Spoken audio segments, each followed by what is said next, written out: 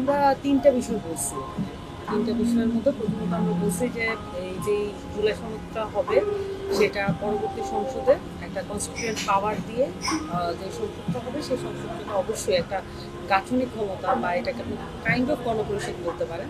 সেটার ম্যান্ডেট যদি না থাকে, সেটা যদি আগে থেকে বলে দেওয়া না হয় ভোটারদের, তাহলে তারা সেই ম্যান্ডেটটা আসলে পাবেন না যে জুলাই সনদে প্রাপ্ত সিদ্ধান্তসমূহ ইমপ্লিমেন্টেশন। এবং সেক্ষেত্রে কিন্তু সিদ্ধান্তগুলোর অনেকগুলোর ক্ষেত্রে নোট অফ ডিসেন্ট আছে। What is going to be fate of note of dissent? Note of dissent কি থাকা অবস্থায় কি গণভোটে যাচ্ছে কি যাচ্ছে না, এই বিষয়গুলো পরিষ্কার ছিল না। ইভেন ঐক্যমত্য কমিশনে এইসব বিষয়ে ক্লিয়ার ছিল।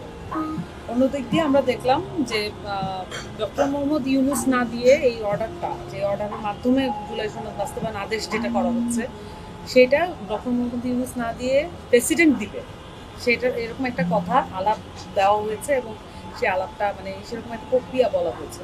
কিন্তু জনগণের সার্বভৌম ক্ষমতার, জনগণের সার্বভৌম ইচ্ছার প্রতিফলন হিসেবে এখানে ডক্টর মোহাম্মদ ইউনুসই গুরুত্বপূর্ণ। সেখানে উনি কিন্তু এই পাওয়ার বা এই ক্ষমতা বলে উনি এই চেয়ারে বসেছেন, মানে এই প্রধান উপদেষ্টা হয়েছে। কিন্তু এইটা কিন্তু প্রেসিডেন্ট, যে হচ্ছে আমাদের রাষ্ট্রীয় জায়গা থেকে এমব্লেম, কিন্তু এটা কিন্তু গণঅভ্যুত্থানের বিপক্ষে শক্তি এখনো। এবং তার মুখ থেকেও কিন্তু আমরা এমন কোনো কিছুই শুনি নাই যে এটার ব্যাপারে সিদ্ধান্ত পরিবর্তন করতে হবে। কিন্তু অনেকেই সিদ্ধান্ত পরিবর্তন করছেন এবং বলছেন যে প্রেসিডেন্টের হাত দিয়ে গণঅভ্যুত্থান থেকে প্রাপ্ত জুলাই সনদ, এতদিনের ঐক্যমত্যের ফসল জুলাই সনদ, এটা স্বাক্ষরিত হবে এবং তাকে দিতে হবে। কনস্টিটিউশনাল যে ফ্রেমওয়ার্ক, এটা যাতে ঠিক থাকে এটা মেনটেন করতে হবে। সাংবিধানিক সংকট আবার একবার দেখানো হচ্ছে। আরেকটা বিষয় হচ্ছে যে এখানে জুলাই সনদে যেই মানে যেই যে গণভোটের যে প্রশ্নটা থাকবে জনগণের, বা জুলাই সনদ শেষ পর্যন্ত কি হবে, অর্ডারটা কি হবে, বাস্তবায়ন আদেশে কি কি লেখা থাকবে, এর সবকিছু জনতার সামনে উন্মুক্ত করতে হবে। আমরা বলি নাই অ্যাজ এ পলিটিক্যাল পার্টি আমরা দেখতে চাই, এটা কিন্তু আমরা বলিনি। আমরা বলেছি জনগণের সামনে এটা উন্মুক্ত করতে হবে, জনতার সামনে এটাকে প্রকাশ করতে হবে যে কেন জুলাই সনদ এবং বাস্তবায়ন হচ্ছে এবং ঠিক গণভোটে কি প্রশ্নটা লেখা থাকবে। আমাদের কাছে এটা মনে হয়েছে যে এই যে আমরা এতদিন ধরে বসলাম, গণভোটনের পরে এতগুলো দল নিয়ে বসা, এটা এক ধরনের 90-এর অভ্যুত্থানের পরে যে ত্রিদলীয় রূপরেখা, সেই যেই চুক্তি, সেটা চুক্তি ভঙ্গের পরবর্তী আমাদের এত বছরের ইতিহাস, এটা আবার যাতে কখনোই রিপিট না হয়, এটা একটা আমরা সিল গালা করতে চাচ্ছি। এবং এনসিপি যেহেতু গণঅভ্যুত্থানের দল, সেই জায়গা থেকে তার কমিটমেন্ট কিন্তু অন্যান্য পার্টির থেকে একটু আলাদা হবে এবং একই অবস্থান নেওয়াটা কিন্তু আমাদের জন্য শোভন হবে না। কারণ যেগুলো পলিটিক্যাল পার্টি আছে, যেগুলো স্টেক হোল্ডার আছে, তারা পুরাতন যে সিস্টেম সেটাতে ওয়ার্ক করে এসছেন এবং পুরাতন যে আমাদের যে আগের সরকারগুলোতে তারা কিন্তু ক্ষমতায় ছিল। এখন সেই জায়গায় কিন্তু আসলে এনসিপির সাথে তার সেই মিলটা চলে না। এনসিপি একেবারে গণঅভ্যুত্থান থেকে উঠে আসা দল, তাদের ওই জনগণের প্রতি ওই কমিটমেন্টটা আছে এবং তার থাকাটা বাধ্য। যদি সে রাজনৈতিকভাবে ভালো করতে চায় এনসিপি, তাহলে তাকে অবশ্যই জনগণের জায়গা থেকে যে আকাঙ্ক্ষা, যে জুলাই সনদ, জুলাই ঘোষণাপত্র, দালিলিক জায়গাগুলো যাতে ফেয়ার এবং মানুষের কাছে উন্মুক্ত থাকে, এটার মধ্যে যাতে জনগণের অংশগ্রহণ থাকে। আমরা দেখলাম যে জুলাই ঘোষণাপত্রে যেমন জনগণকে মাইনাস করা হয়েছে, আবার জুলাই সনদেও জনগণকে মাইনাস করার একটা হীন প্রচেষ্টা হচ্ছে। এবং শুধু মাইনাস না, এখানে জনগণের সাথে একটা লম্বা প্রতারণা করার একটা প্রস্তুতি নেওয়া হচ্ছে। যেমনটি বলছিলেন যে জুলাইদের যে দল এনসিপি, সেই এনসিপি যে ভূমিকাটা রাখলো, সেই ভূমিকার সুফল কি ভোগ করছে জামাত বিএনপি? হ্যাঁ, অবশ্যই। এবং ছাত্রদের উপরে ভর করে তারা নিজেরা অনেক কিছু করে উঠতে পারে নাই, তাদের অনেক বাস্তবতার কথা এখন আমরা শুনতে পাই। কিন্তু বাস্তবতার ঊর্ধ্বে উঠে এখানে অনেক মানুষ তার পরিবার পরিজন অনেক কিছু বাদ দিয়ে, অনেক কিছু তোয়াক্কা না করেই কিন্তু গণঅভ্যুত্থানে অংশগ্রহণ করেছে এবং হারিয়েছেও অনেক। যে চলে গেছে তাকে তো আর ফেরত পাওয়া যাবে না, কিন্তু এই চলে যাওয়ার মতো কত অংশ আসলে রাজনৈতিক কর্মী ছিল, সাধারণ মানুষ জনতাই বেশি ছিল, সাধারণ পেশাজীবী গরিব মানুষ তারা বেশি ছিল, কত শিশুরা ছিল। এবং ইয়াং জেনারেশনে এমন একটা অংশ, যে ইয়াং জেনারেশনকে আমরা হয়তো এখন সামাজিক এবং অর্থনৈতিক শ্রেণী হিসেবে গুরুত্ব সহকারে দেখি না, তারা আসলে নিহত হয়েছে, শহীদ হয়েছে, অঙ্গ হারিয়েছে। তো এই ক্লাসটা আসলে এই পুরো শ্রেণীটা আসলে পুরো জুলাই গণঅভ্যুত্থান থেকে মিসিং করে ফেলার এক ধরনের প্রকল্প চলছে আমার কাছে মনে হয়।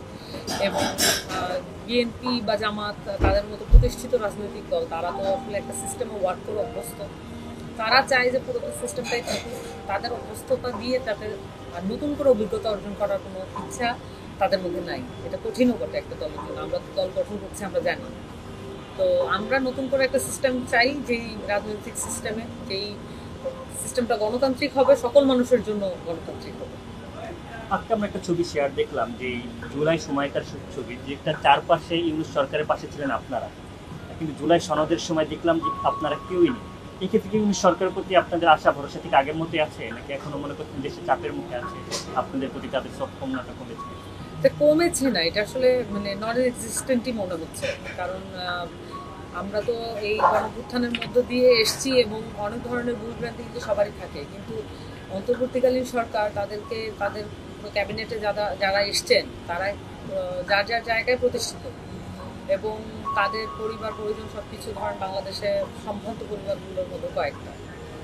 তো তারা যখন এসছেন এবং তারা কিন্তু মানে মানুষ আশা করেছিল বা আমরা আশা করেছিলাম তাদের মধ্যে ওই স্বীয় কমিটমেন্টের জায়গা থেকে, স্বীয় যে তার যে জায়গা থেকে ওনারা বাংলাদেশের মানুষের জন্য সবকিছু বাদ দিয়ে কাজ করবে। কিন্তু দেখা গেছে যে যখন 5 আগস্টের পরে সবাই যার যার দলে যেমন ফেরত গেছে, ওরা মানে এই যে উপদেষ্টারা যারা নিয়োগ হয়েছেন তারাও কিন্তু কেউ না সবাই কোনো না কোনো ব্লক থেকে এসছেন।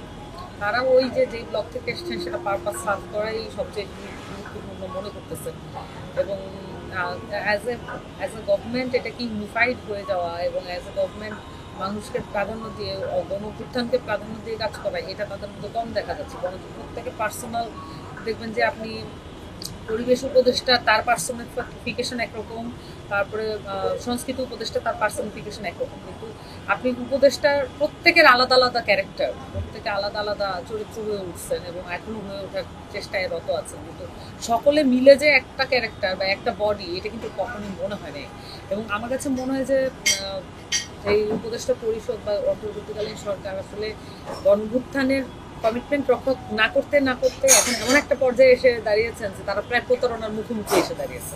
এখন জুলাই সনদের ব্যাপারে তারা কি সিদ্ধান্ত নেবেন আগামী 15 দিনে, এই জায়গায় এসে তাদেরকে আসলে ওই সীমারেখাটা টানতে হবে। তারা কি প্রতারণাটা কি মানুষের সাথে করবেন শেষ পর্যন্ত, নাকি এখানে তারা ফিরে আসবেন? আপনার যে কটা দাবি জানিয়েছেন সেগুলো দাবি বাস্তবায়ন যদি না হয় এই 15 দিনে আপনারা স্বাক্ষর করছেন না? না, প্রশ্নই আসে না। আমাদের এই তিনটা একদম খুব স্পষ্ট। আমার কাছে মনে হয় না এটা কোনোভাবেই অযৌক্তিক বা জনবিরোধী বা পার্টিজান, মানে মাইন্ডেড পার্টিজান কোনো দাবি কিন্তু আমরা রাখি নাই। আমরা বলছি যে এটা জনগণের সামনে উন্মুক্ত করতে হবে, এটা জনগণের জন্য বলছি, আমরা পার্টি হিসেবে দেখতে চাই এটা কিন্তু।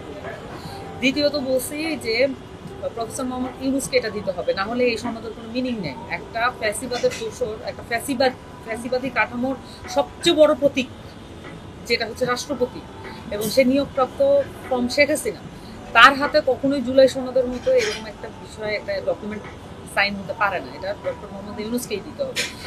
তৃতীয়ত আমরা বলছি যে এই জুলাই সনদকে অ্যাপ্লিকেবল করার জন্য যে সংসদটা গঠিত হবে, সেই সংসদের যদি গাঠনিক ক্ষমতা না থাকে এবং তারা যদি মানে কনস্টিটিউয়েন্ট পাওয়ার যেটা বলে আর কি, যে আপনি সংবিধান চেঞ্জ করবেন, এটার যদি পাওয়ারটা না থাকে উনি সংবিধান চেঞ্জ করতে পারবে না এই সংসদ, তাহলে এই যে এতদিনের বসা ঐক্যমত্যে, এটা আমার কাছে মনে হচ্ছে এটা পুরোটাই একটা প্রহসন, এটা পুরোটাই একটা নাটক মঞ্চস্থ হয়েছে, এবং সবচেয়ে বড় নাটক মঞ্চস্থ হয়েছে ওই যেদিন সিগনেচার করা হলো।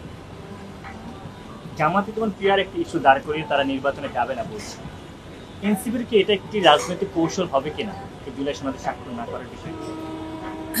পিআর এর ব্যাপারটা পুরোই রাজনৈতিকভাবে জামাত এটাকে ব্যবহার করেছে, এটার প্রতি তাদের কোনো কমিটমেন্ট নেই। এটা এনেছিল তাদের দলীয় স্বার্থের কারণে, এটার সাথে মানে পুরো দেশের রাজনৈতিক পরিস্থিতি, নির্বাচনে এটার ব্যাপারে পজিটিভ জায়গা আসা, এটার কোনো মানে জায়গাই ছিল না। এই দাবির মধ্যে পুরোটাই একটা পার্টিজান দাবি। আমাদের দাবিগুলো খুব সুস্পষ্ট। আমি 3টা জায়গা বলেছি, আপনি দেখবেন না যে এখানে আসলে এনসিপির বিশেষত লাভ আছে এরকম কোনো দাবি নেই। এটা সকলের জন্যই সমান, আর আমরা বিশেষ কোনো কিছু চাইও না। মানে আমাদের এনসিপি হিসেবে আমাদেরকে এটা দিতে হবে এরকম কোনো কিছু আমাদের চাওয়া নেই। কিন্তু জামাত একা একটা জিনিস চাইলো এবং সেটার জন্য সে মাঠে মুভমেন্ট করলো, এবং এটা সারা সনদে যাবে না, এবং পরবর্তীতে আবার সনদে গেল সাইন করতে। পুরো ঘটনা এখন আবার আজকে বলছে যে আমরা স্বাক্ষর প্রত্যাহার করতে পারি। এটা হচ্ছে the classic example of Jamaat politics. আপনি এর চেয়ে পরিষ্কারভাবে জামাতকে আর বোঝার এই সাম্প্রতিক সময় আর এর চেয়ে ভালো কোনো উদাহরণ পাবেন না। সো জামাত একটা কিছু আপনাকে প্রমিস করবে, আপনাকে দেখাবে, তার দলীয় এজেন্ডা থাকবে, তারপরে সে ওখান থেকে ব্যাকে যাবে, তারপরে আপনাকে ওখানে ইনভলভ করবে, তারপরে সে এসে আবার স্বাক্ষর করার মতো কমিটমেন্টে সে চলে যাবে, আবার স্বাক্ষরকে বিরোধিতাও করবে। এইটা করার মধ্য দিয়ে জামাত যেটা প্রমাণ করলো যে জামাত যে আসলে একটা গণবিরোধী দল বা গণমুখী দল না, জনগণের সাথে তার কানেকশন কত কম, এইটা আসলে আরেকবার জামাত প্রমাণ।